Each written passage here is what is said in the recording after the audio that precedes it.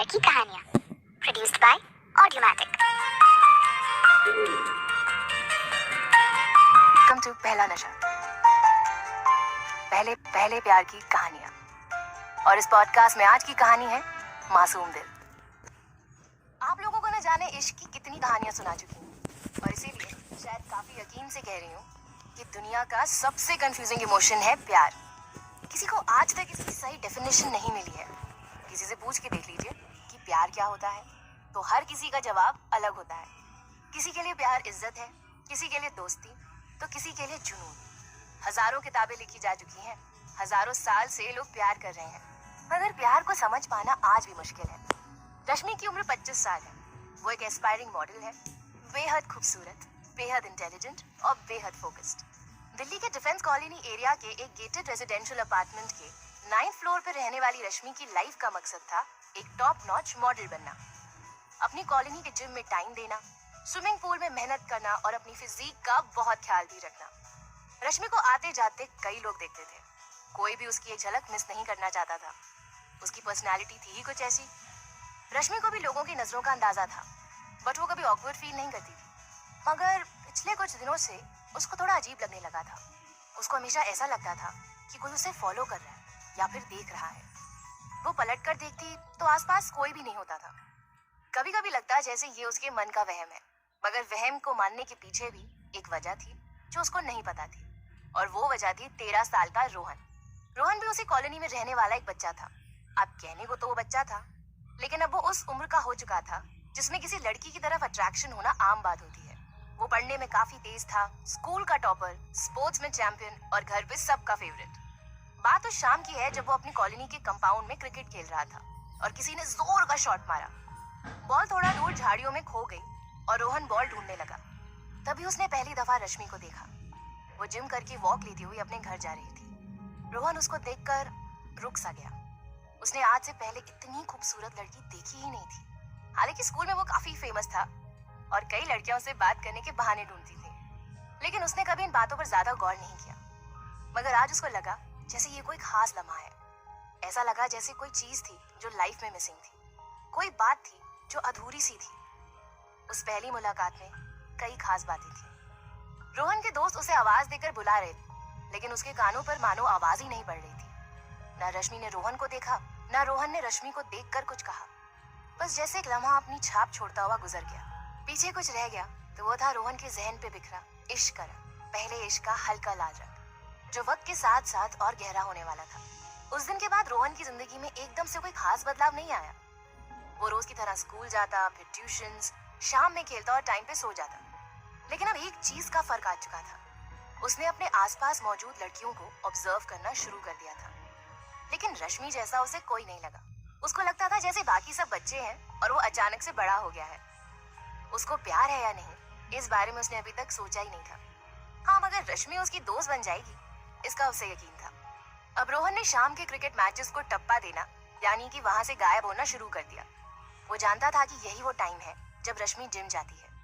वो उस टाइम को मिस नहीं करना चाहता था। रोहन ने जिम की खिड़की की तरफ ध्यान से देखा। खिड़की उसकी हाइट से थोड़ा ऊपर थी और अंदर से बंद थी। उसको अंदर का कुछ भी नजर नहीं आ रहा था। उसने बड़ी देर तक ट्राई किया, लेकिन कुछ हासिल नहीं हुआ। फिर उसने बाहर वेट करना ही बेहतर समझा। वो वेट करता रहा और कुछ देर के बाद रश्मि जिम से निकली, पसीने में सराबोर, थोड़ी सी परेशान और खुद में ही खोई हुई। रोहन उसके पीछे पीछे चल दिया। वो उसके पीछे चलता रहा और ये सोचता रहा कि कैसे उससे बात की जाए। किसी और से बात करने में रोहन को कभी कोई हिचक महसूस नहीं हुई थी, मगर आज रश्मि से कैसे बात शुरू की जाए, ये उसके लिए एक रियल लाइफ प्रॉब्लम बन चुकी थी। रश्मि की पोस्ट वर्कआउट वॉक ऑलमोस्ट आधे घंटे की होती थी। बात शुरू करने के लिए ये टाइम बहुत था, मगर रोहन को कुछ सूझ ही नहीं रहा था। वो सिर्फ उसके पीछे पीछे चल रहा था। कॉलोनी के लोग भी आसपास थे, मगर किसी को भी रोहन का इस तरह से रश्मि का पीछा करने का एहसास ही नहीं हो रहा था। कौन सोच सकता है कि एक 13 साल के बच्चे को एक 25 साल की लड़की से दोस्ती का भूत सवार होगा। उम्र के फासले का अंदाजा इस बात से लगाया जा सकता है कि आधे घंटे की वॉक खत्म होने से पहले ही रोहन थक गया और उसने पार्क की बेंच पे बैठना ही बेहतर समझा।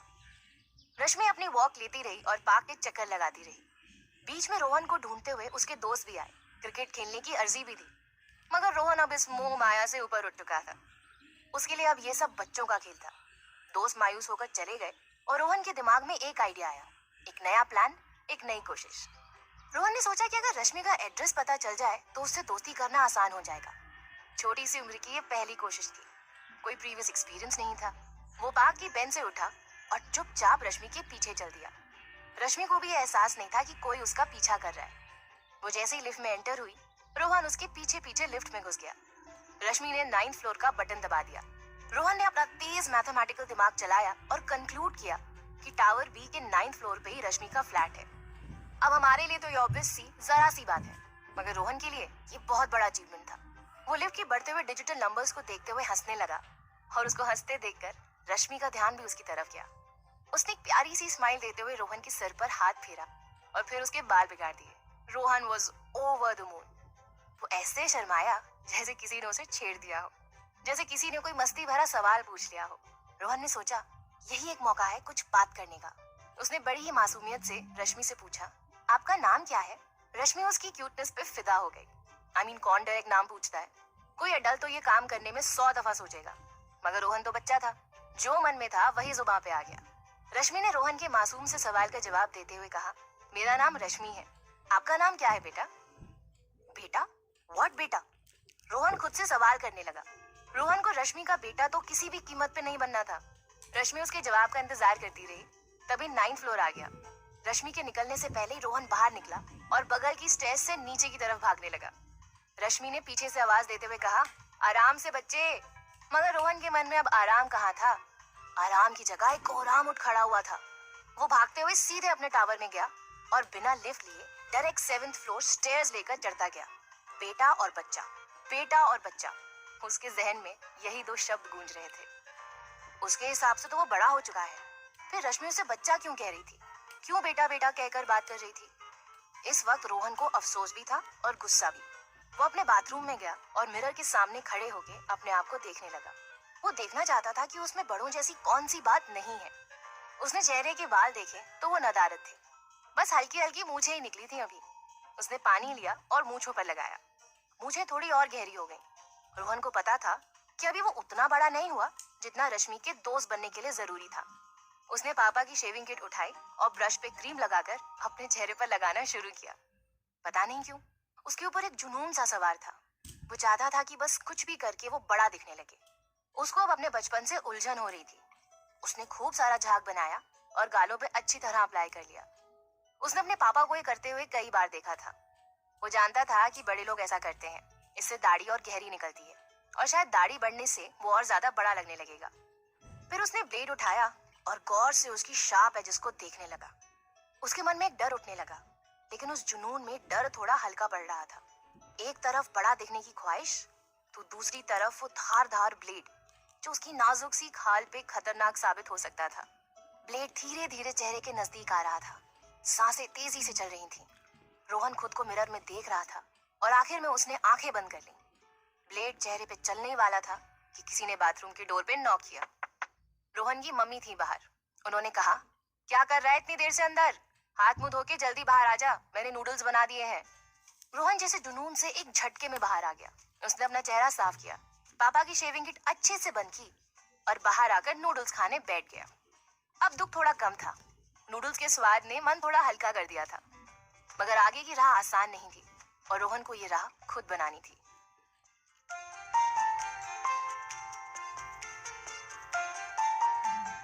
हम जल्द ही लौटेंगे एक छोटे से ब्रेक के बाद।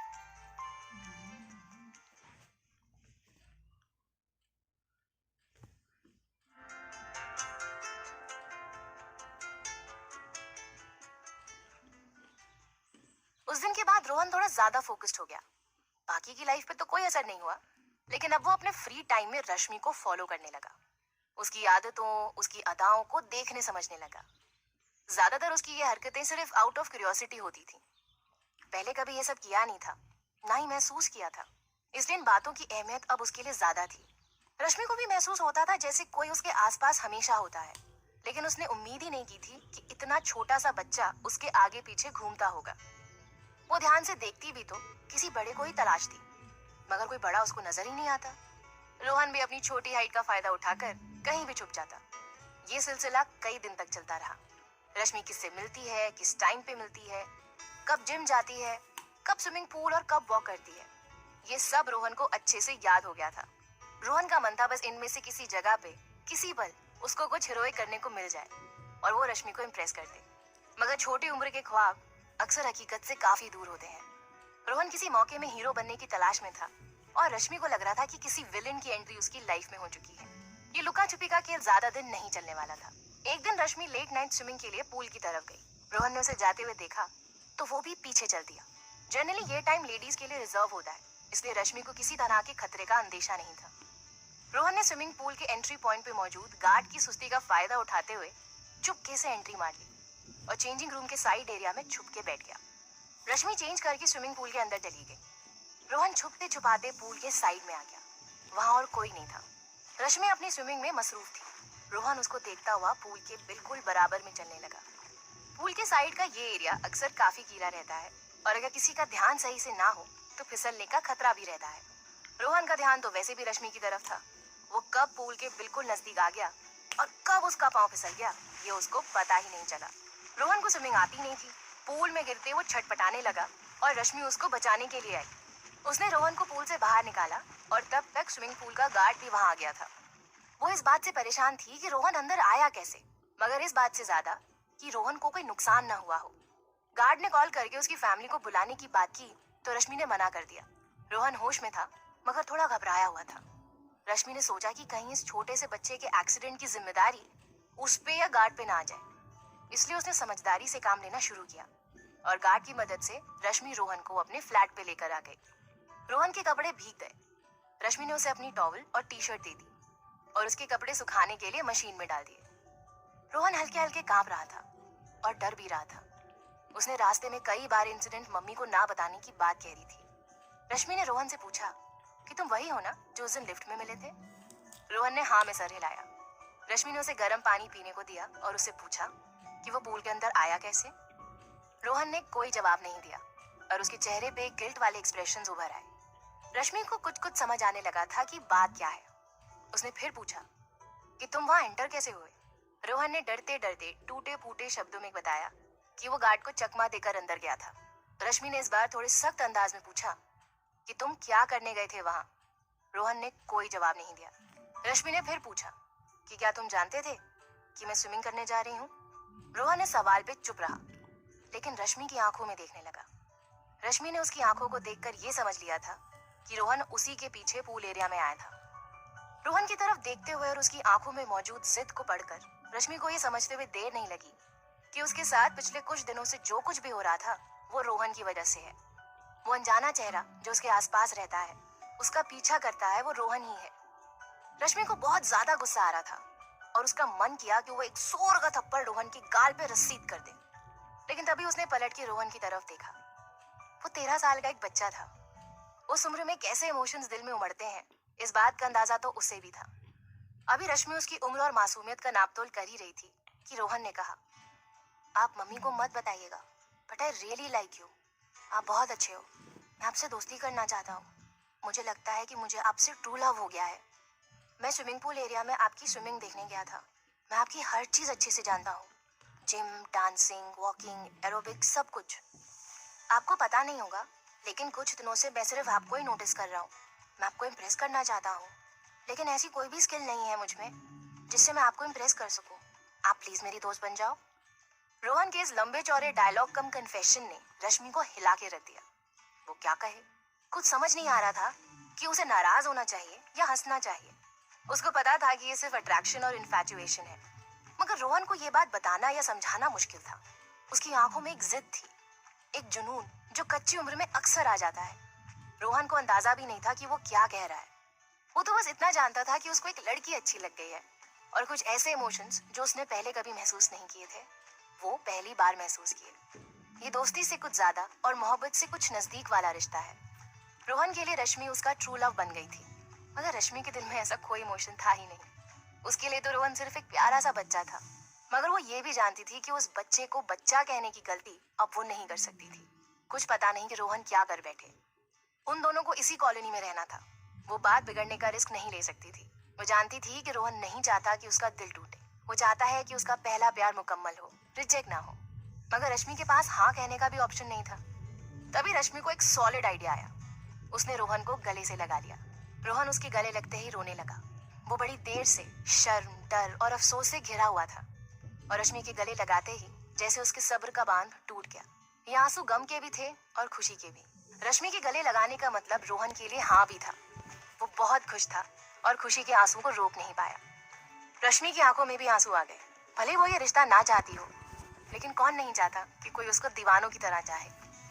बड़े लोग, समझदार लोग ऐसा प्यार करना भूल जाते हैं। ऐसा प्यार तो सिर्फ कोई बच्चा ही कर सकता है। रश्मि ने रोहन को गले लगाते हुए उसको एक बात समझाई। उसने कहा, मैं तुम्हारे प्यार को समझती हूँ, तुम्हारी दोस्ती को भी एक्सेप्ट करती हूँ। तुम बहुत अच्छे लड़के हो, मगर अभी इन सब बातों के लिए काफी टाइम पड़ा है। अगर मुझे इम्प्रेस करना ही चाहते हो तो कुछ ऐसा करो कि तुम्हारे पेरेंट्स प्राउड फील करें। जिस दिन वो प्राउड फील करेंगे, मैं ऑटोमेटिकली इम्प्रेस हो जाऊंगी और तब तक we'll be best friends, okay? वैसे तो रोहन के लिए ये प्यार था, ट्रू लव था, मगर प्यार में क्या करते हैं, क्या नहीं करते हैं, ये उसको नहीं पता था। रोहन बहुत खुश था। He got what he wanted.